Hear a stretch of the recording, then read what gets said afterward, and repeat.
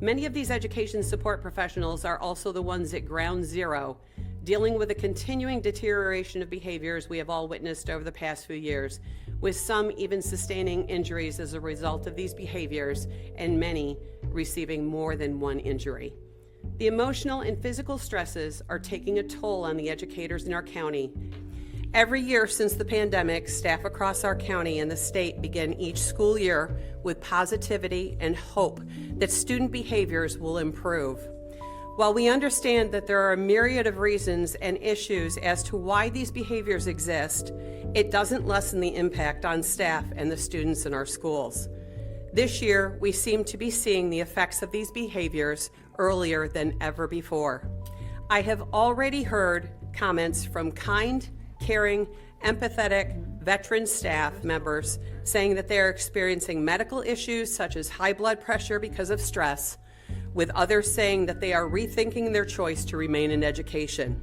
I have also heard others say that they no longer look forward to coming to work, and know of several who have already been injured, many being in the case bargaining unit. We continue to see shortages in staff, even with hiring bonuses in some classifications. Being completely honest, there is a pervasive lack of respect for school staff and our contracted bus drivers. I stand here this evening 3 months later, alongside my CCEA counterparts, making sure that everyone knows that behaviors have continued to deteriorate at an alarming rate, and injuries to staff continue to increase. The specialized programs in our school system used to handle the most severe behaviors that occurred in CCPS. Now, those programs are overflowing, and schools with and without these programs are dealing with those more severe behaviors in mainstream classrooms every day. More and more classrooms are being evacuated because of student behavior, and teachers and support staff across the county are being told to keep these disruptive students out of the halls, in the classroom, and not to do anything to escalate them. When students do escalate, they often return to classrooms and are allowed to take part in what would be seen by many as rewards.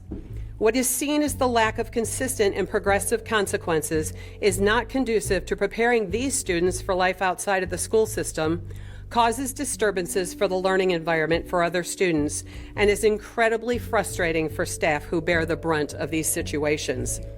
Instructional assistants in one school were called into a meeting and told that their duties would be shifting from an instructional focus to a behavioral focus. They would no longer primarily be utilized for small groups and interventions. The school focus will now be on first pass instruction. That move is taking needed educational resources and opportunities away from some of our neediest students. In some instances, staff members find themselves being put in positions and situations where they know there is a good probability that they will be injured, and some of these staff have been injured on consecutive days. One of the members of my bargaining unit suffered 2 concussions in 3 weeks, and tonight, unfortunately, in my folder, I have copies and will be leaving them a picture of another member of our bargaining unit who recently suffered a severe bite on the hand with deep teeth mark impressions from a pre-K student. I wish I could tell you that this is the only injury suffered by this staff member from the same student, but I cannot. As president of CASE, I've been trying to learn more about staff injuries since the spring of last year because of the concern for the members of our bargaining unit and the increases that were occurring.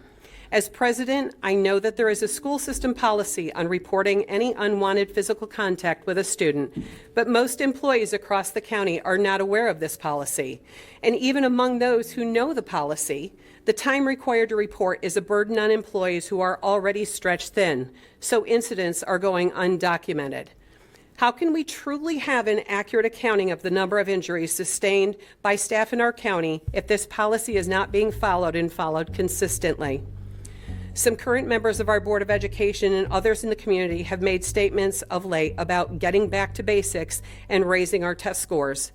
Educators in our county would welcome the opportunity to get back to teaching and learning, but how can that happen when entire classrooms are displaced because of one student, or there are students who can't be held to academic expectations because of a fear that they will go out of control? A colleague made a statement during a conversation I had recently in reference to the impact on other students in their classes who are many times displaced because of the behavior of one student in their class. That comment was a kick in the stomach to me, but unfortunately true. She said, "We are creating trauma in children." That statement should concern us all. Educators in our county are at the breaking point. They are exhausted, blatantly disrespected, and some even fear for the safety of themselves and their students. I have personally spoken with some members of my bargaining unit since the return to school after our winter break.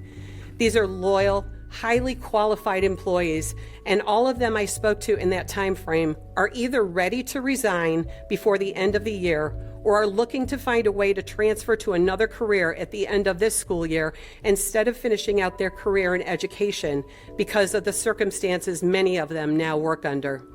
They find themselves not wanting to go to work every day, and the untenable stress from their jobs is now bleeding into their personal lives as well.